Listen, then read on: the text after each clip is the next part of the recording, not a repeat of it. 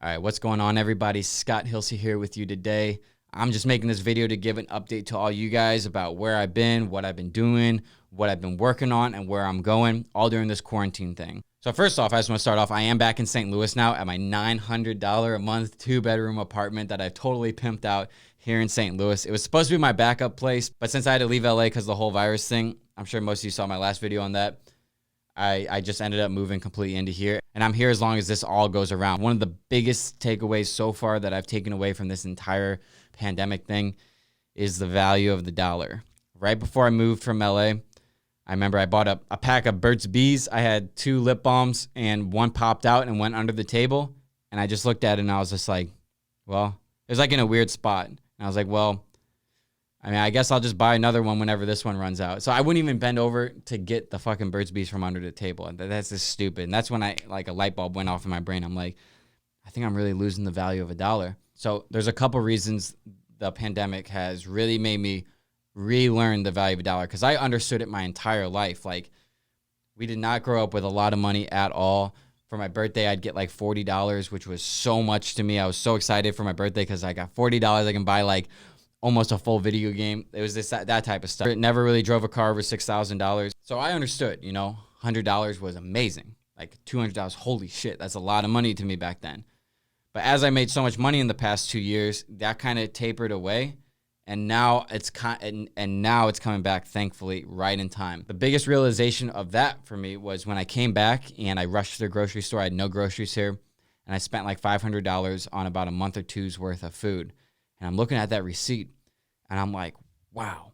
Because this is embarrassing to admit, but that was the first time I bought groceries in 2020 and a large portion of 2019. I just did not like buying groceries. I just wanted to eat out every single meal, and that's what I did in LA. So last year I spent like $25,000 on food.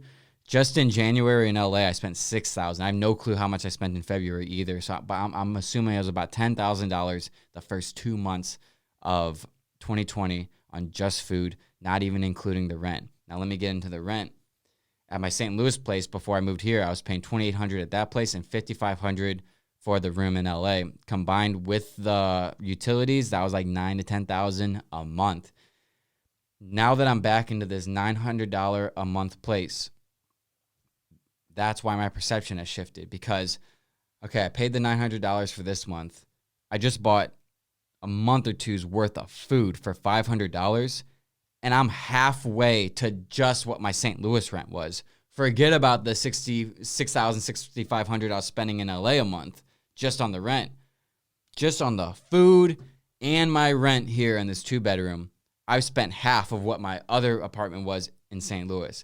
That's mind-blowing. And that's what's really getting me into the mental shift, and I can feel it's already shifted big time, because when I started making money, and I feel this happens to a lot of people, I started making money when I saw a large amount come in. I'd be like, what car can I buy? I'm gonna find some clothes or some shoes I want to buy. What kind of diamonds can I get? Can I get an iced out AP or iced out Rolly? And what kind of lit Airbnbs can I do? All this. And then now that the whole America is shut down, I'm back home, back in my original spot, paying $900 a month for an apartment, buying food that I'm used to spending like $100, $200 on dinner sometimes, and I just spent double that to feed myself for 60 times that. It's just like I can't believe I lost that perspective all the way through, and I'm so happy I'm getting the perspective now because of my new venture I'm about to get into right now.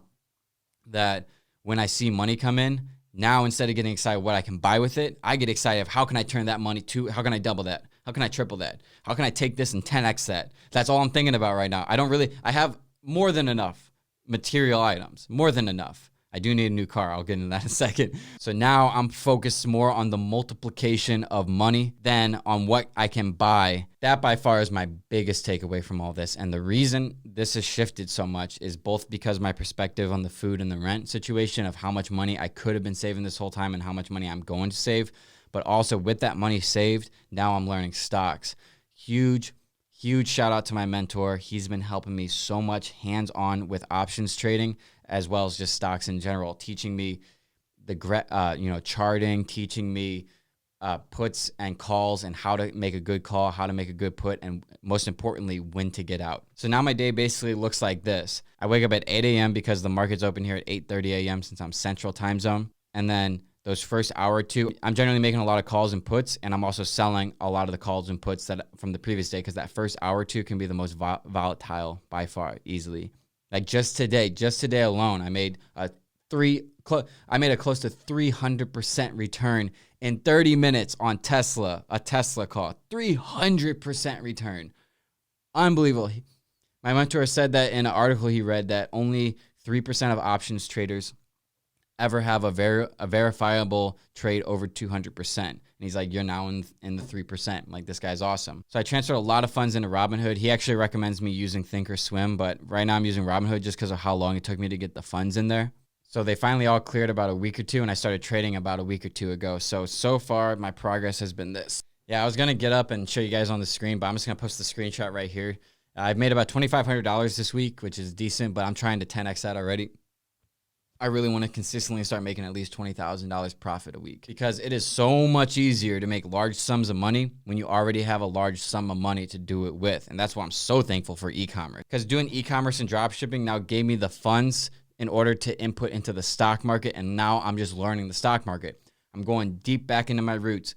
I learned dropshipping less than 1/8 of a mile from here while driving the same car. I'm actually driving my parents' 1999 Honda Civic, held together by duct tape, and it has 260,000 miles. It's worth like $300. So I'm kind of like back in the same exact situation, same location as I was when I learned dropshipping. Only difference is I have a lot more money now to play with. And now instead of learning e-commerce, now I'm learning stocks.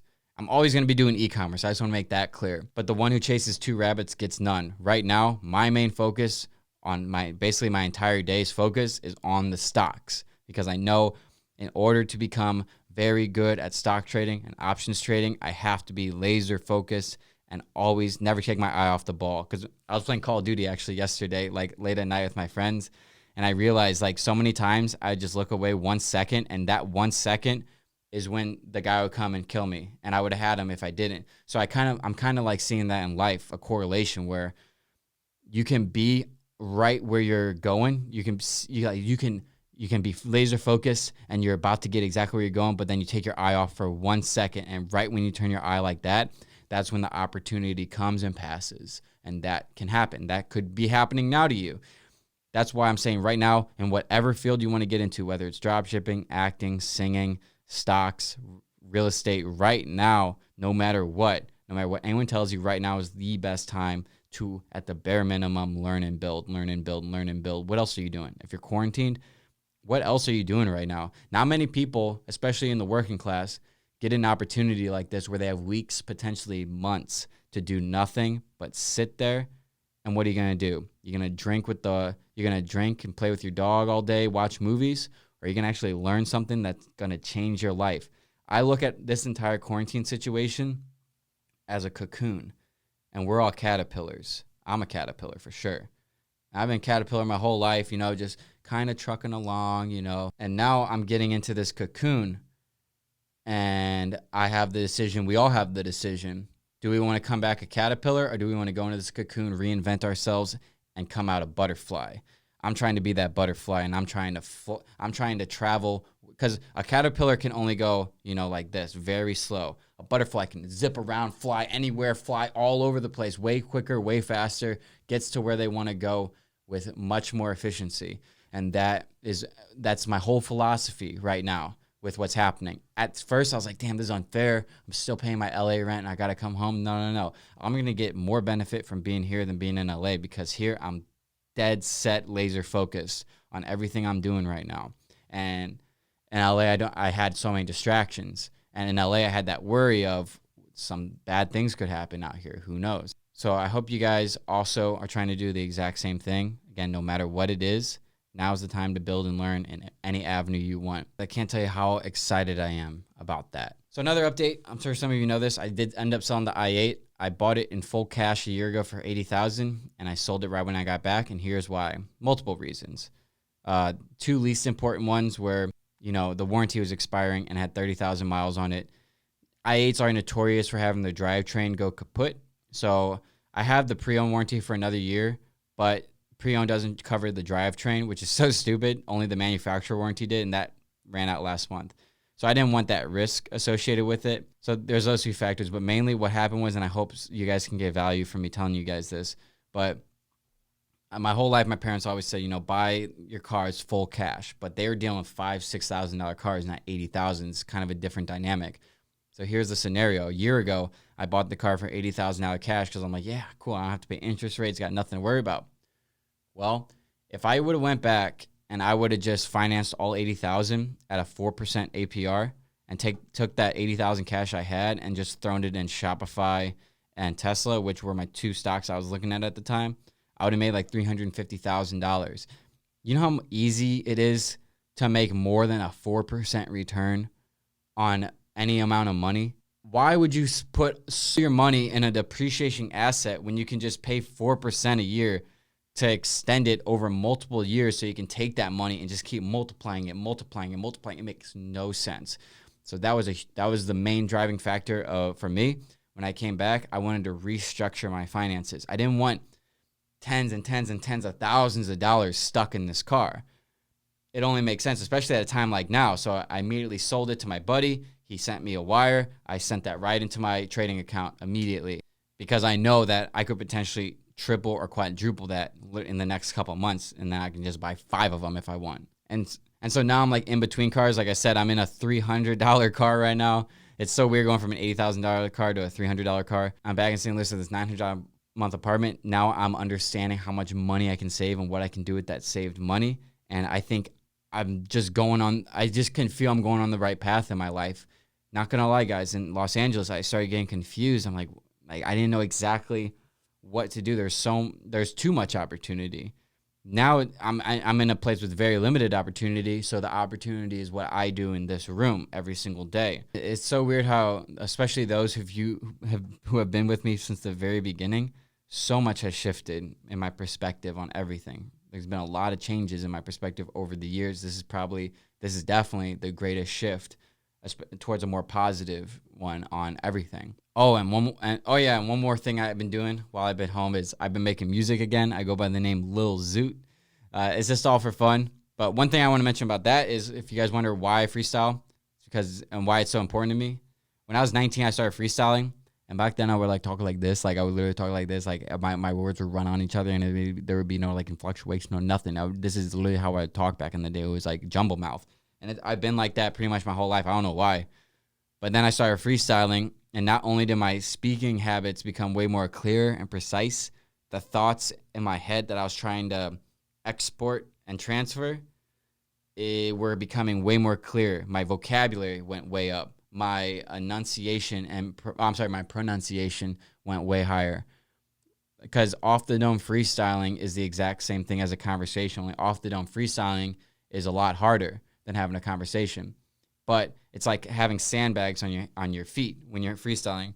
When you take those sandbags off, it's so much easier, and things just are. I mean, it feels so light. It feels so easy to do. Just walk around. It's the same thing. So that's why I love freestyling. That's why I love making music. I just want to put that out there too. That's something I've been doing. Like I have my studio right over here in my apartment. So it's been cool, guys. It's been really, really cool. Not to pat myself on the back, but I'm really liking the way that I'm handling all of this in a way where I'm choosing the benefit and optimism rather than choosing fear, which a lot of people are doing. And a lot of people choose fear as a cover to not try and go after what they actually want to do. That's just life in general, but especially right now, a lot of people are using this time to just drink all day, play video games all day, just sit around, get fat. Like, get out and exercise. Come on. Get out and exercise. Follow your passion products. Set yourself up now for the future, and just become that butterfly. Like we are all caterpillars right now, and we're all in our cocoons. It's just a matter, do you want to choose the way of the butterfly, or do you want to choose the way of the caterpillar and remain the same? It's ultimately up to you guys. But that's my thoughts on this. One thing I want to cover before I go. This is very important. When I linked up with my mentor, who is just unbelievable. This guy, I saw him turn $50,000 into $7.6 million in a couple days during that big drop 2 or 3 weeks ago. Just unbelievable numbers. And This guy is so amazing. He's been teaching me everything he knows, spending countless hours on me, all for free, just to help me out, which is amazing. So huge shout out to him. But he said one condition, Scott, is you can't share a lot of this information with anybody, especially the trades we're doing or some of the tactics we do, because that could bring a lot of competition to now his trading style, which I would never do. So because of that, and because of the fact that I'm nowhere near a professional trader and I'm just learning this stuff, you guys cannot expect a stock trading course from me anytime soon. I don't have any desire to do it. I don't think I would ever do that in my entire life, just unless I get like extremely good maybe. But I don't think I would ever do that. But I don't see myself ever doing that. I will make stock trading videos, though. I know a lot of you have been requesting that, both stock trading and Forex trading. That's two things I am getting into, but Forex trading I'm doing more algorithmically, while with the stock trading I'm doing more hands-on. So I'm not going to be that type of person. We all know the type of people, and we all know a certain person who did try to do this, who started stock trading, and then like a month into it started trying to sell a course. Now, I know I got an insane amount to learn, and I'd much rather be focused on my own learning and my own stock trading than ever to worry about making a course for it. But you can see the stock trading videos because I really enjoy making those. Actually, one of my most popular videos now is my only stock trading video. It's up to 100,000 views. It's really, really unbelievable. And thank you guys so much for that support. Like, I really appreciate it. I'm still going to be making e-commerce videos, and I'm still going to be doing e-commerce, but that's just one thing I want you guys to realize. Like, I don't want to be launching all these stores, maintaining all these stores, finding these suppliers and everything, while learning a brand new trade. Like, I got to put this one on hold for a bit while I learn this, dedicate myself to this, because now at this point, because of this, the e-commerce, I have the funds to really learn and possibly very, very highly multiply all my money by learning this. So it's just the smart thing to do. And that's what I plan on doing. So I'm really sorry for the hiatus I've been on for, I think, 3 weeks now. I just have been focusing on myself, focusing on what I've been wanting to do, just thinking all day, learning all day. Say like the first couple hours, I look into calls and puts. The next couple hours, I'm probably learning stock trading. I'm talking with my mentor. I'm on YouTube. I'm looking at the news. I'm just deep in it right now because that's just where my focus is, because I feel something there. My intuition that I always talk about pulls me in this direction. And the more you trust your intuition, is kind of like working out with a barbell. If you keep working out with that barbell, that bicep's going to get big, man. That bicep's going to get big. Same thing with your intuition. If you keep trusting that intuition, this is what your intuition's doing. And that intuition is going to get stronger and stronger the more you trust it. That's how you flex it. You got to trust your intuition. When you have those intuition thoughts, trust them. No matter what, trust them, because that's going to get stronger and stronger. And you're going to start to experience interdimensional type stuff, like weird stuff where you're like, I know what's going to happen. What's really weird is I've known what's going to happen pretty much through this whole thing. Like through the past 2 years, I've like planned, like I've known what was going to happen. It's the weirdest thing. I actually had this voice memo with my grandma where I didn't record this, but it randomly recorded me, my phone. And the conversation was everything I was predicting when I was living with her. Everything I predicted is the exact way it came true. And that's because you got to trust your intuition. That's just what I'm going to leave it off right here. I don't want to make this video too long. Not going to lie, this is my third time filming this video in 2 days. The first time I had the microphone amped way too up. It sounded terrible. The second time I did right before this, when I said I was going to show you guys the screenshot of how much I made this week on Robinhood, I focused the camera on the phone and I forgot to unfocus it. So 80% of the video is blurry. So this is not my third time. So I do this for you guys. Just want to update you on everything. Very important. Be sure to subscribe to the Simplified podcast. I got tons of episodes coming out. It's going to be similar to this, but there's going to be multiple angles because I want to show this TV right here. And it's just going to be a lot of me talking. And you guys are going to be able to get to know me a lot more better. I'm going to be talking a lot about stuff I never talked about before on my main YouTube channel. It's just going to be a great time. And then hopefully I can have some guests on. I don't know the whole virus situation, if I should be doing that, because there's some great ecom kids here and just great people in general in St. Louis I could get on. But for the time being, it's going to be mainly just me sitting here like this, talking to you guys, but talking to you guys more abstractly rather than specifically about e-commerce, because I think I got a lot of things to say rather than the e-commerce. And I'll end it on this note.